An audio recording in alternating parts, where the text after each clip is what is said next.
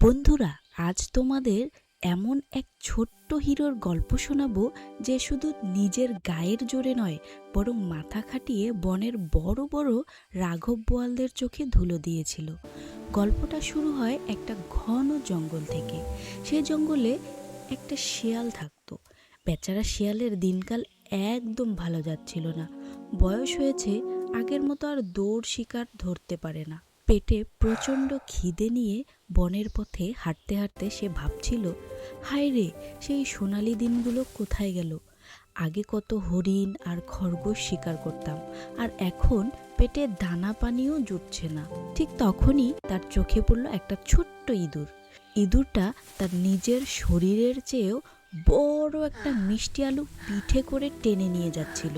সে আপন মনে গান গাইতে গাইতে যাচ্ছিল, হয়তো ভাবছিল বাড়িতে গিয়ে আজ তার ছোট্ট ছোট্ট ছানাগুলোর মুখে খাবার তুলে দেবে। শিয়াল ভাবলো, বড় শিকার না পাই, এই ইঁদুরটা দিয়েই অন্তত আজকের খিদের জ্বালা তো মিটবে। এই ভেবে সে ঝোপের আড়াল থেকে হঠাৎ ইঁদুরটার সামনে এসে হুঙ্কার দিয়ে দাঁড়ালো।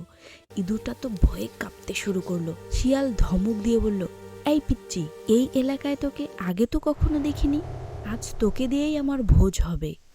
ইঁদুরটা প্রথমে ঘাবড়ে গেলেও পরক্ষণে তার মনে হলো ভয় পেলে চলবে না, কিছু একটা করতে হবে। সে চট করে বুদ্ধি খাটিয়ে বলল, আরে শিয়াল ভাই, আমাকে খাবে? আমি তো আমার প্রিয় বন্ধু ভাল্লুক মোষের বাড়িতে দাওয়াত খেতে যাচ্ছি, তুমি বরং আমার সাথে চলো। শিয়াল অবাক হয়ে বলল, ভাল্লুক মোষ? এটা আবার কেমন জানোয়ার? ইঁদুরটা বানিয়ে বানিয়ে ফিস ফিস করে বলল, ওর শরীরটা ভাল্লুকের মতো আর মাথাটা মোষের মতো। আর জানো শিয়াল ভাই, ওর প্রিয় খাবার কি? শিয়ালের কচি মাংস। এই শুনে শিয়ালের কলিজাটা শুকিয়ে গেল। সে আর এক মুহূর্ত দেরি না করে জান হাতে নিয়ে বনের ভেতর এক দৌড়ে পালিয়ে গেল। ইঁদুরটা মনে মনে হাসতে লাগলো আর তার মিষ্টি আলুটা নিয়ে চলতে শুরু করলো। কিন্তু বিপদ যেন কাটতেই চায় না। একটু পরেই আকাশ থেকে ডানা ঝাপটে নেমে এলো এক বিশাল বাজ পাখি। সে অনেকক্ষণ ধরে শিকার খুঁজছিল। ইঁদুরটাকে দেখে সে মহা খুশি, ছোঁ মেরে তাকে ধরতে যাবে। এমন সময় ইঁদুরটা আবার সেই একই গল্প শোনালো। বাজ পাখিকে বলল, পাখি ভাই, তুমি আমাকে খেতে চাও?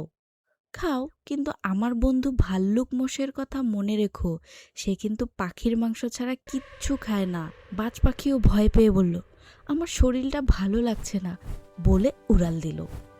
এরপর পথে দেখা হলো এক বিষাক্ত সাপের সাথে। সাপটা ইঁদুরকে দেখে জিভ চাটতে চাটতে এগিয়ে আসছিল। ইঁদুর একবারও দমে গেল না। সে সাপকে বলল, সাপ ভাই, আমার বন্ধু ভাল্লুক মোষ কিন্তু সাপের হাড় ছাড়া নরম মাংস খুব পছন্দ করে। সাপটা জীবন বাঁচাতে সুরসুর করে গর্তে ঢুকে পড়ল। ইঁদুরটা ভাবছিল, যাক, সবাইকে কি সুন্দর বোকা বানালাম।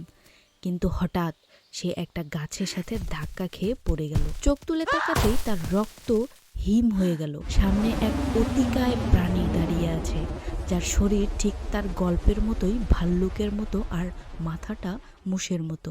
ইঁদুরটা এবার সত্যি সত্যি খুব ভয় পেয়ে গেল।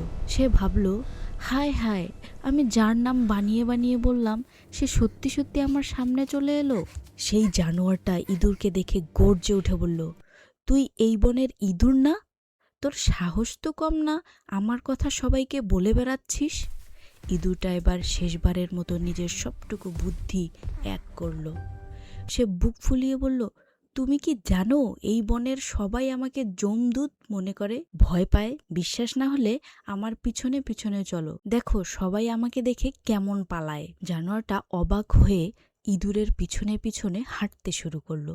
বনের পথে যখন সাপ, বাজ পাখি আর শিয়াল এই বিশাল জানোয়ারটাকে দেখলো, তারা সবাই ভাবলো, ইঁদুরের কথা তো সত্যি, ওই জানোয়ারটা ইঁদুরের জন্যই এসেছে। তারা সবাই ভয়ে জ্ঞানশূন্য হয়ে পালিয়ে গেল। এটা দেখে সেই বিশাল জানোয়ারটাও ভয় পেয়ে গেল। সে ভাবলো, এইটুকু ইঁদুরকে দেখে সবাই এভাবে পালায়, তবে ও নিশ্চয়ই খুব ভয়ঙ্কর কেউ। সে কাচুমাচু হয়ে ইঁদুরের কাছে মাপ চাইল আর সেখান থেকে চম্পাট দিল।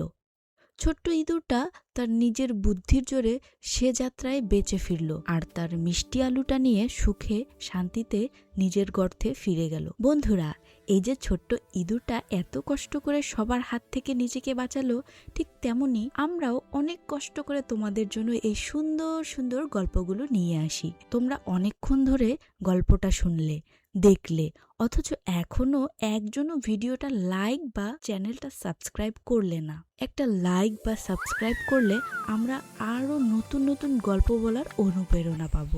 তাই জলদি লাইক এবং সাবস্ক্রাইব করে আমাদের পাশেই থাকো।